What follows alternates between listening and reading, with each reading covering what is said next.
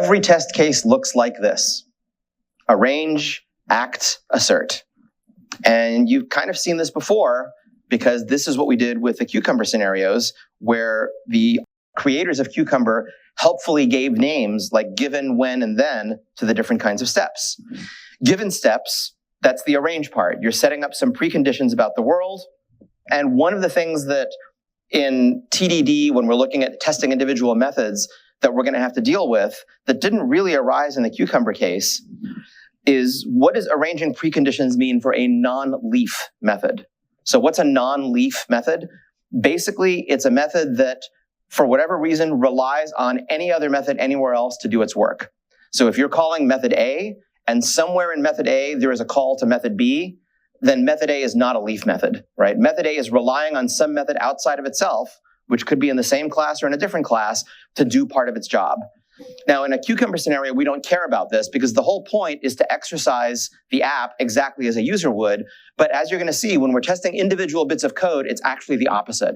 We want to control as many of the conditions as we can so that we can target a very specific code path and look for a very specific condition. What about methods that depend on external state? So, like I said, things that depend on sort of the time of day. You have to be able to control that so that you can do tests that explicitly rely on different values of that. Or even an external service. You're calling a method, and that method makes an API call out to the internet. You have to stub out the entire internet and fake what the response would look like, because you don't want your tests to be reliant on those other things. Because if it is no longer independent, right? In that case, if you actually let that tested method call out to another method, then your test for that method now is dependent on the state of the other method. If you have a method that calls out to an API on the internet and you don't stub that out, we're going to show examples of stubbing and how you do it, but if you actually let it call that remote service when the test suite runs, first of all, that's really bad because you're going to be running tests thousands and thousands of times. So you're going to be making thousands of API requests, and that might even cost money.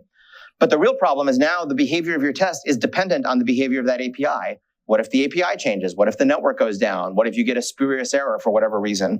So arranging the preconditions in TDD is more involved because you basically have to set up the state of the world to fake out all of the things that are not relevant to that test so that you can focus on the one thing that is relevant to it. And in web apps such as those on Rails, there's also this additional question of, well, models are backed by the database, so it's reasonable to assume that some of our tests are going to rely on having some stuff in the database.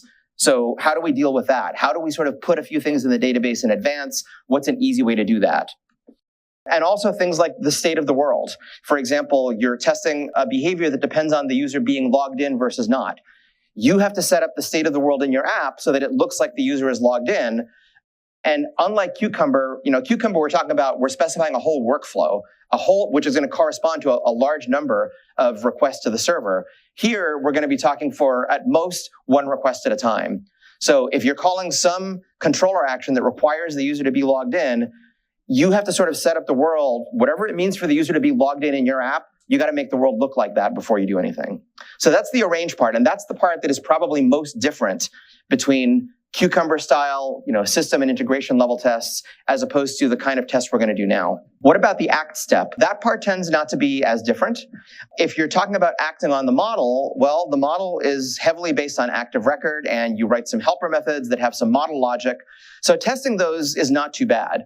And the kinds of tests that you're probably familiar with from 61A and 61B, for those not at Berkeley, that's our sort of very aggressive and rigorous introductory programming class and data structures class.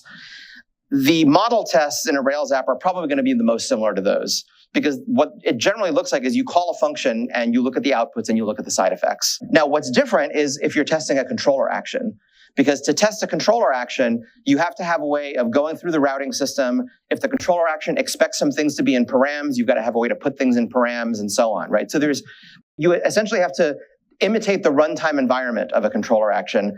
And as we'll see, that's one of the things that RSpec Rails gives us. It's the ability to do that. And then finally, asserting the post conditions.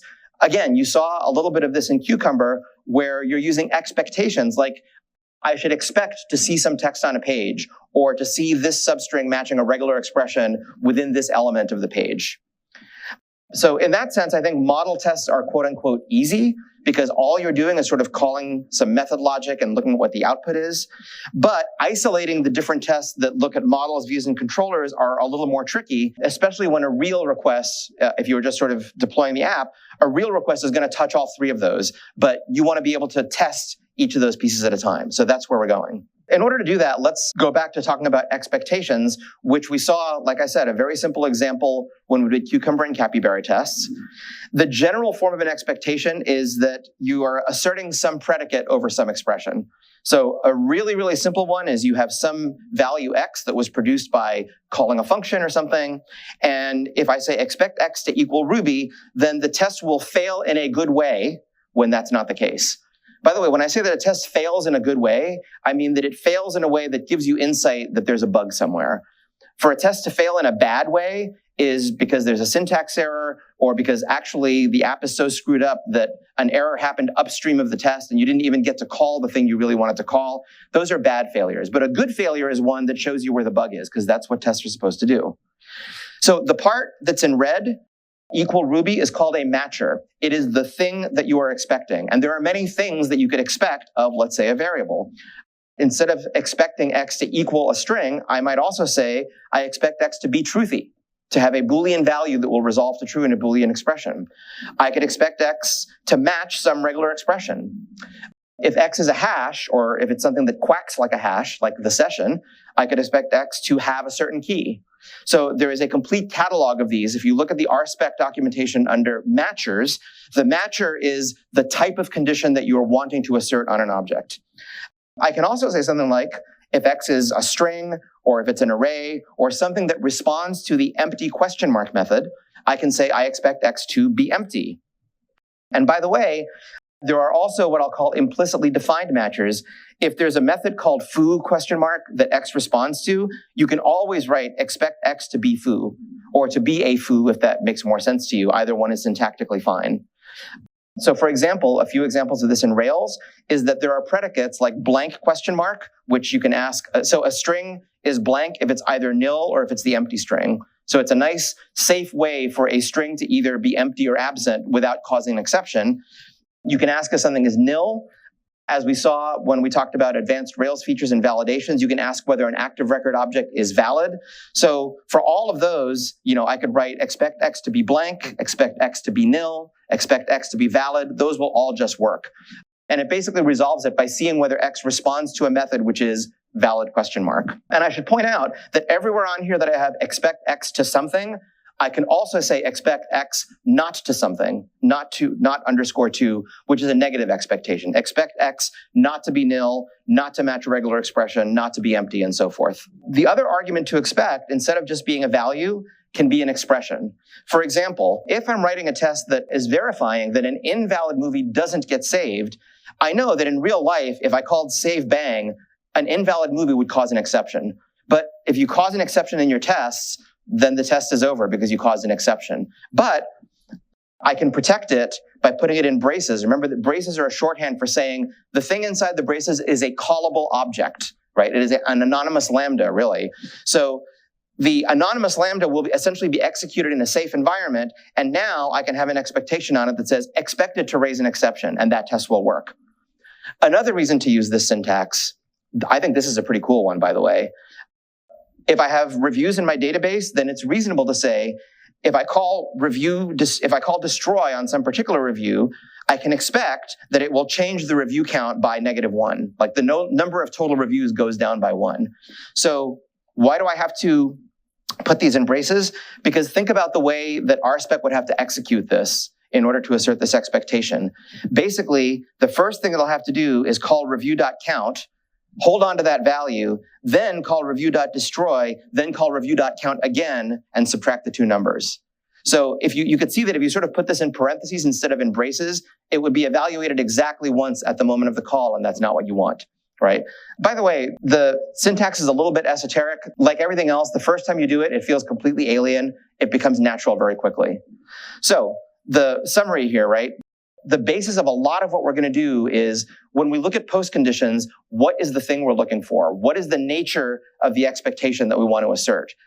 And that's going to become really important when we talk about things like, what does it mean to test a controller method? Because remember, a controller method doesn't actually get control until after the routing system has done all its work, but we're not testing that.